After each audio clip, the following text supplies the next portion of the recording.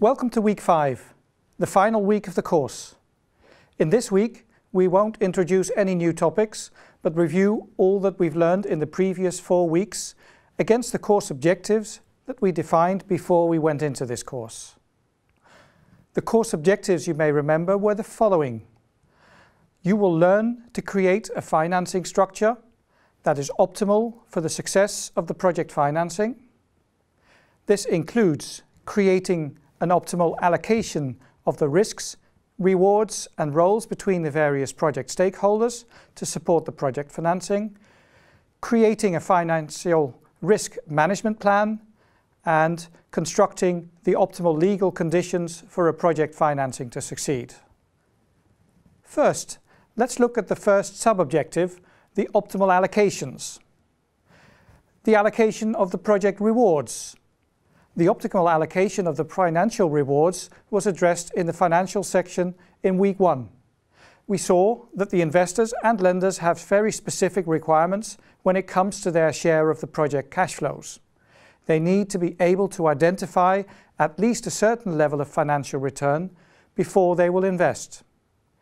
If we are to succeed in funding our project, we will need the project to offer them at least that financial return. And then in week 4, we saw that we use a project model to generate and analyze these cash flows. And that model also enables them to analyze what the financial consequence of risk is for their returns and applying sensitivity analysis. In addition to the financial rewards, the project may bring other non-financial rewards, social returns such as poverty alleviation, less traffic congestion, or lower CO2 emissions, etc. We saw that the private financial investors will not normally be able to value such social returns very easily.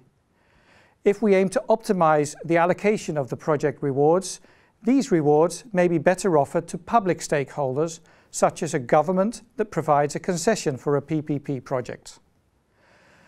We saw in week 3 that the concession agreement in a PPP is the perfect document to allocate the various types of project rewards between the groups of stakeholders. Now we look at the optimal allocation of the project risks. In principle, all the risks start off being for the project company, as that is the entity that's undertaking the project, and thus the investors in and the lenders to the project company will also bear those risks. Week 1 taught us that if we leave it at that situation, they may not provide us the funding we need. Or even if they do, they are likely to charge us high funding rates, rates that may be higher than the project can bear. We saw in week 2 that we try to manage the risks by allocating them away from the project company as much as possible. We do this with a risk management plan where we identify risks and then we try to allocate these risks away. And the finance away from the company and the financiers in a contracting structure and through insurances. If we allocate a specific risk to a party who is best able to manage and control that risk, they will be a reliable counterparty and charge the project company the lowest price for their risk mitigation. We allocate construction risks to construction companies, interest risks to banks, etc., etc. So the optimal risk management plan is a plan where we have allocated the risks to the most appropriate stakeholders as much as possible, reducing the funding cost to the lowest level possible and allocation bringing the project company the greatest value for money.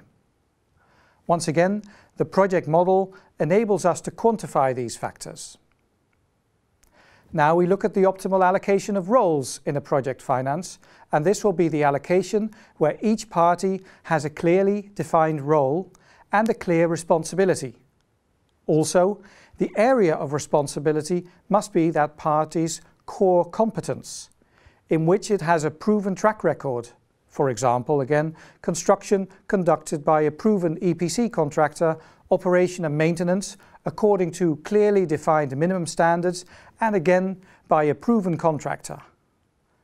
Project sales would be to a professional off-taker with market knowledge and a successful track record, say a power company. And finally, the management of the actual project cash flows is also a role that we should take care of.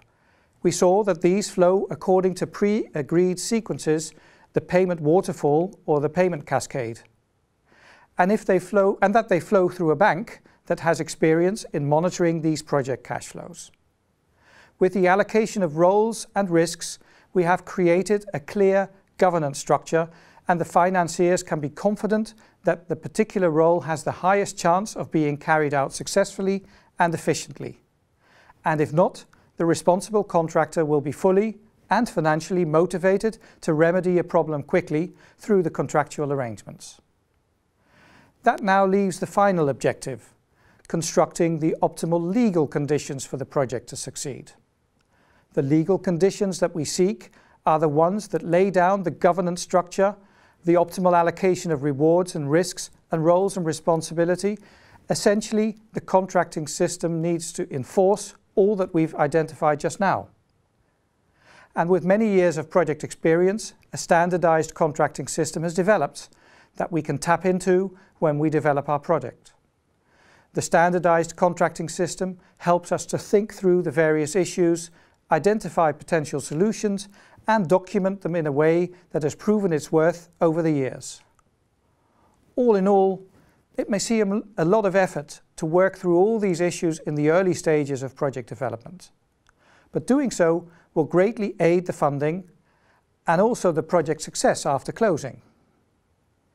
The case study we used to illustrate the course topics is a civil construction project.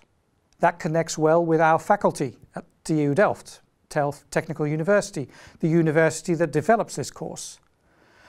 I saw that quite a few of the registered participants in this course work in areas that focus on smaller scale projects, for example, solar panels and other forms of sustainable energy projects. You may be wondering if all this applies to your projects too, given the cost and hassle that a full-scale project finance brings in the project preparation. As an investment manager in a fund that invests in sustainable energy deals, I can confirm that the same principles are applied here, albeit that, of course, we try to tailor the requirements to the size and the complexity of the transaction. But in these smaller deals also, offtake agreements, EPC construction, and ongoing product guarantees are vital for the funding. Because the returns generated by new energy technologies are still relatively inefficient, risk management and contracting are particularly vital here too. This video now concludes our course.